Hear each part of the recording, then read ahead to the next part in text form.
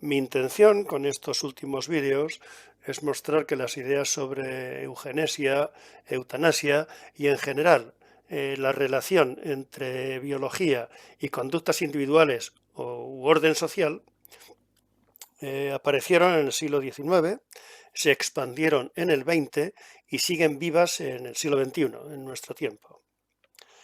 En los dos siglos pasados aparecieron problemas morales, políticos y sociales, y en el nuestro se han añadido otros más. Hoy solo mostraré un breve apunte sobre eugenesia y eugenistas en el siglo pasado. La eugenesia es fruto básicamente del progresismo, del evolucionismo y del racismo. Se crearon múltiples instituciones para su estudio. La primera fue, según creo, la del University College en Inglaterra. En Uppsala se creó en 1922 el Instituto de Biología Racial.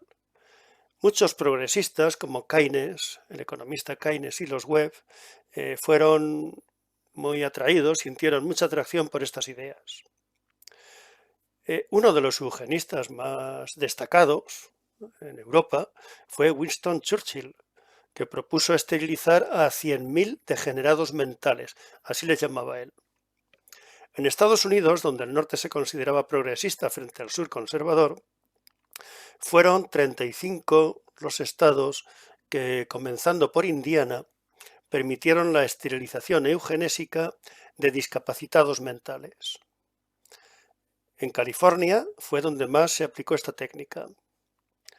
Muchos filántropos ricos financiaron laboratorios de eugenesia en Dole, Spring Harbor y del Departamento de Genealogía y Demografía del Instituto Kaiser Guillermo de Múnich. Los eugenistas alemanes trataron de trasladar a su país las leyes de esterilización de Estados Unidos y la ley de limitación de la inmigración del año 1924, en la creencia de que esas medidas les liberarían de los judíos orientales y de los europeos del sur. Todo este conjunto de ideas tan extendidas por todo el mundo civilizado se incorporó sin problemas a la ideología nacional socialista. Ideas que no eran algo propio de científicos, ni siquiera de científicos metidos a ideólogos, sino de ideólogos puros, en la mayor parte de los casos. Esta mezcla de ciencia, pseudociencia, progresismo e ideología política tuvo su cenit de horror durante el gobierno nacionalsocialista. Hitler, como algunos eugenistas, se entusiasmó por las prácticas atribuidas a algunas sociedades antiguas o primitivas, como la de los espartanos, que arrojaban por un despeñadero del monte Taigeto a los niños nacidos con defectos físicos y también a delincuentes. Esto, la verdad, no tenía nada de científico.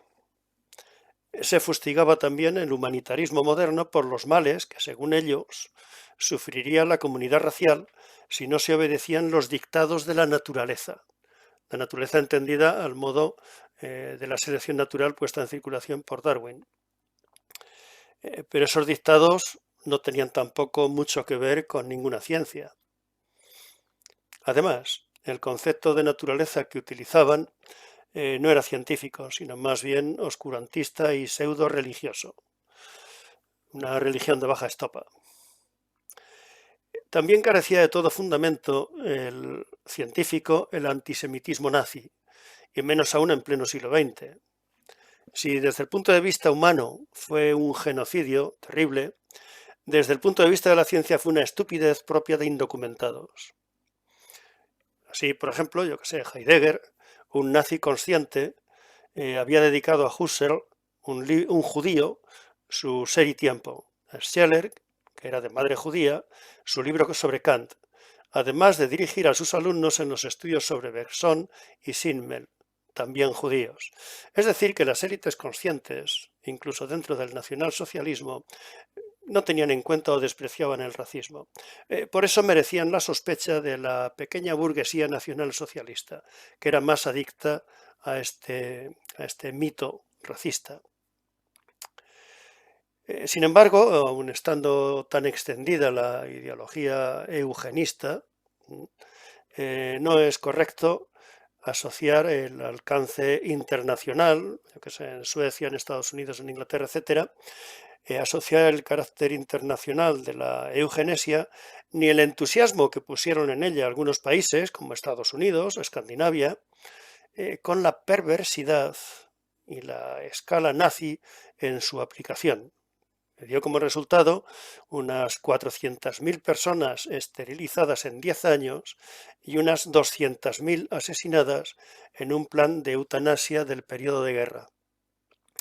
Esto se debió a otras causas de su historia reciente que ya he mencionado en otro lugar. Se debió en gran medida a la brutalización que sufrió Alemania después de la Primera Guerra Mundial.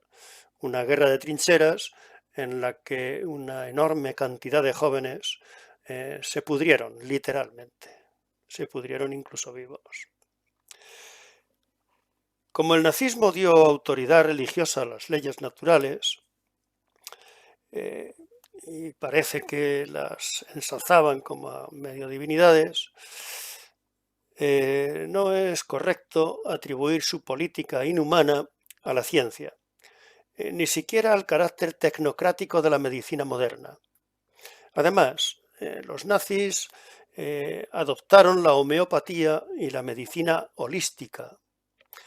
Esta última, la medicina holística, es una pseudoterapia, todavía se aplica, todavía tiene bastantes seguidores, una pseudoterapia basada en los supuestos poderes naturales del organismo para sanar.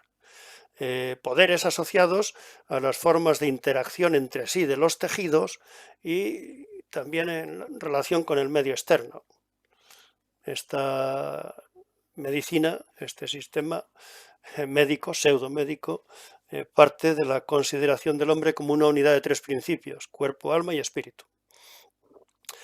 Además de esto, los nazis también cultivaron plantas medicinales, como se vio en Dachau, monopolizaron la producción de agua mineral, criticaron el tabaco, promocionaron el pan integral, etc.